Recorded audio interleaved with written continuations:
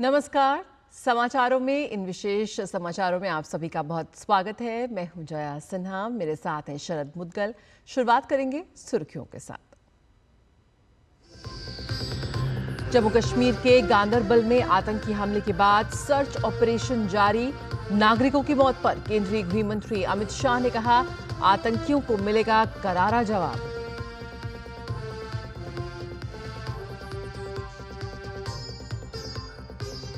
संगठन चुनाव की तैयारियों पर बीजेपी की आज बड़ी बैठक। जेपी नड्डा की अध्यक्षता में प्रदेश अध्यक्षों समेत संगठन महामंत्री और पदाधिकारी होंगे शामिल।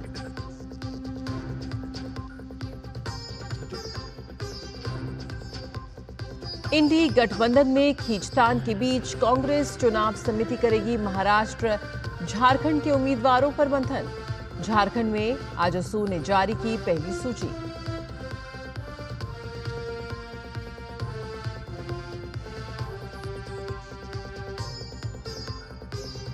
कोलकाता में आमरण अनशन पर बैठे जूनियर डॉक्टरों से आज मिलेंगी मुख्यमंत्री ममता बनर्जी।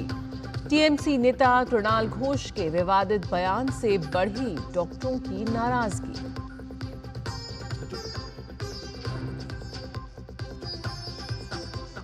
न्यूजीलैंड ने पहली बार जीता महिला T20 क्रिकेट विश्व कप का खिताब। दक्षिण अफ्रीका को 32 रनों से दी मात।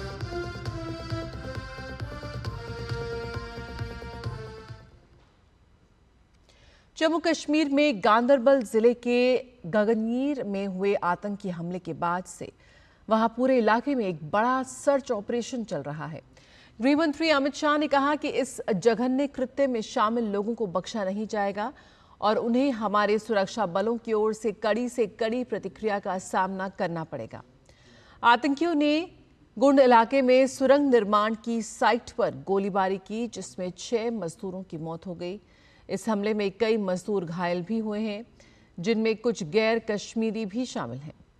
जम्मू कश्मीर के संभागीय आयुक्त और उपायुक्त घायलों का हाल जानने के लिए अस्पताल पहुंचे। इस हमले में कुछ गैर कश्मीरी भी घायल हुए हैं। उपराज्यपाल मनोज सिन्हा और मुख्यमंत्री उमर अब्दुल्ला ने इसे नृशंस और कायराना बताया है। केंद्रीय सड़क परिवहन और राजमार्ग मंत्री नितिन गडकरी ने गांदरबल में निर्दोष मजदूरों पर आतंकी हमले की निंदा की है। गडकरी ने मृतक श्रमिकों को श्रद्धांजलि अर्पित करते हुए कहा कि वो इस कठिन समय में उनके परिवारों के प्रति अपनी गहरी संवेदना जाहिर करते हैं। साथ ही उन्होंने घायलों के जल्द और पूर्ण स्वस्थ होने की कामना की है। प्रधानमंत्री नरेंद्र मोदी आज NDTV world summit 2024 the India century को संबोधित करेंगे।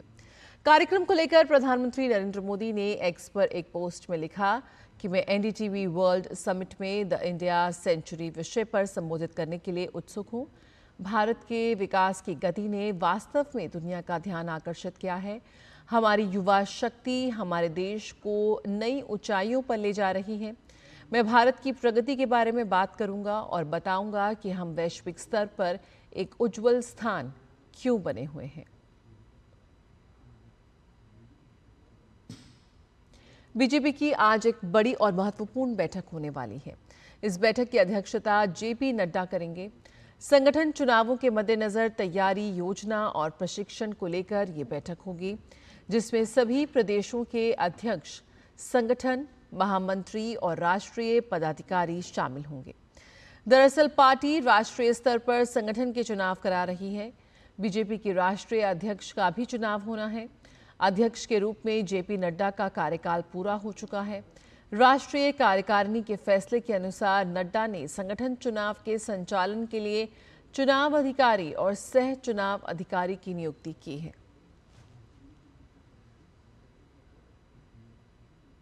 महाराष्ट्र और झारखंड विधानसभा चुनाव के लिए कांग्रेस केंद्रीय चुनाव समिति की आज दिल्ली में बैठक होगी।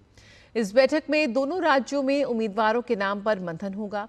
दोनों ही राज्यों में कांग्रेस की ओर से अभी तक एक भी उम्मीदवार का ऐलान नहीं किया गया है। महाराष्ट्र चुनाव के लिए उम्मीदवारों के नाम तय करने को लेकर कांग्रेस का एक पैनल पिछले हफ्ते सीईसी के विचार के लिए 62 नामों को मंजूरी दे चुका है। वहीं झारखंड में विधानसभा चुनाव में सीटों के बंटवारे को लेकर इंडी गठबंधन में घमासान मचा हुआ है। जेएमएम और कांग्रेस द्वारा कम सीटें मिलने पर आरजेडी और वामपंथी दलों के तेवर बागी हो गए हैं। आरजेडी ने उन्हें सम्मानित संख्या में सीट ना दिए जाने पर अकेले चुनाव लड़ने का ऐलान किया है। तो इसी मुद्दे पर रांची में आज वाम दल भी प्रेस कॉन्फ्रेंस कर सकते हैं। ऐसे में माना जा रहा है कि कांग्रेस की इस बैठक में इस पर भी चर्चा संभव है।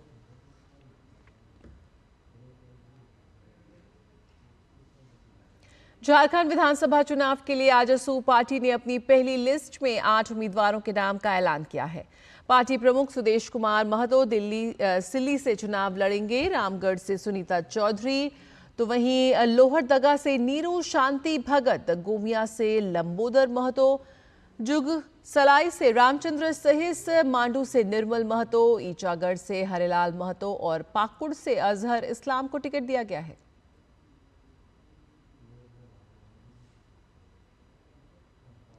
कोलकाता के आरजी कर मेडिकल कॉलेज में जूनियर डॉक्टर के रेप और हत्या मामले में प्रदर्शन कर रहे जूनियर डॉक्टरों का प्रतिनिधिमंडल आज पश्चिम बंगाल की मुख्यमंत्री ममता बनर्जी के साथ प्रस्तावित बैठक में शामिल होगा। हालांकि बैठक से पहले पश्चिम बंगाल के मुख्य सचिव ने अनशन पर बैठे डॉक्टरों को भूख हड़ताल वापस लेने की शर्त रखी थी, जिसे डॉक्टरों के प्रमुख संगठन पश्चिम बंगाल जूनियर डॉक्टर्स फ्रंट ने अस्वीकार कर दिया।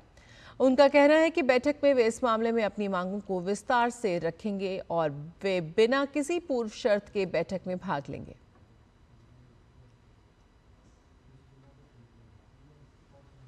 उधर इस पूरे मुद्दे पर राज्य के सत्ताधारी तृणमूल कांग्रेस की असंवेदनशीलता एक बार फिर सामने आई है। पार्टी के वरिष्ठ नेता कृणाल घोष ने पूरे मामले में एक बार फिर विवादित टिप्पणी की है। उन्होंने दावा किया है कि जिलों में राज्य द्वारा संचालित मेडिकल कॉलेजों से जुड़े कई जूनियर डॉक्टर अपनी निर्धारित ड्यूटी अवधि में शामिल नहीं हो रहे हैं।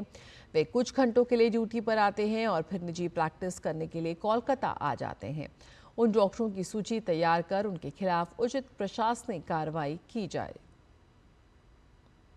बलात्कार और हत्या के मुद्दे पर आंदोलन का नेतृत्व करने वाले जूनियर डॉक्टरों ने इस विवादित बयान पर रोष व्यक्त किया है।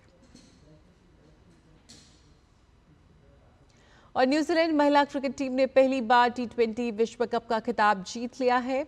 रविवार को दुबई इंटरनेशनल स्टेडियम में खेले गए फाइनल मुकाबले में टीम ने दक्षिण अफ्रीका की टीम को 32 रन से हराया। ये पहली बार है जब न्यूजीलैंड की टीम इस खिताब को जीतने में कामयाब रही। वहीं दक्षिण अफ्रीका की टीम लगातार दूसरी बार खिताब जीतने से चूक गई है। मैच में दक्षिण अफ्रीका की टीम ने टॉस जीता और पहले गेंदबाजी करने का फैसला किया। न्यूजीलैंड ने 20 ओवर में 5 विकेट पर 158 रन बनाए।